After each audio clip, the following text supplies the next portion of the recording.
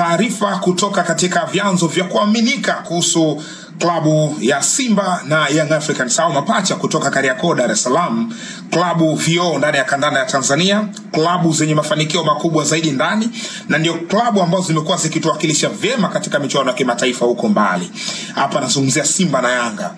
Yes, taarifa. Maponda ni mchezaji ambaye wasifu wake ni mdogo sana, ametokea Matebele United, baadaye ndo akaenda kujiunga na Gaborone United au the Simba na Yanga, miamba kutoka jijini Gaborone.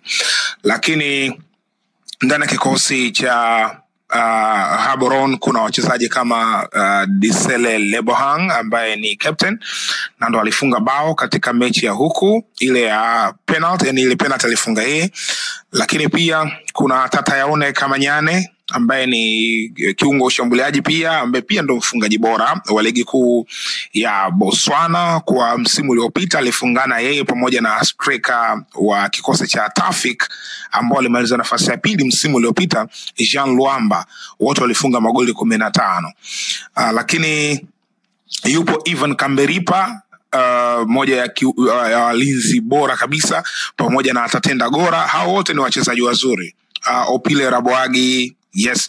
Kwa hiyo na wachezaji wengi wazuri ambao ungefikiria angeweza kuwahitaji. Lakini kwa nini Thabo Maponda? Kwa nini kocha Dimitri Pantev amesema Thabo Maponda ndiye ambaye anamhitaji? Ungeweza kujiuliza maswali mengi sana. Lakini kiuhalisia kuna kitu special ambacho Thabo Maponda yuko nacho. Sasa huyu Thabo Maponda ni nani? Kwa nini kocha akamtaja huyu? Kumbuka ni nyota ambaye ameitwa pia kwenye kikosi cha timu ya taifa ya Botswana, inatambulika kama Zebra. Wamemuita kwa ajili ya maandalizi ya michezo ya finali za kombe la dunia ambayo Botswana atacheza na Uganda.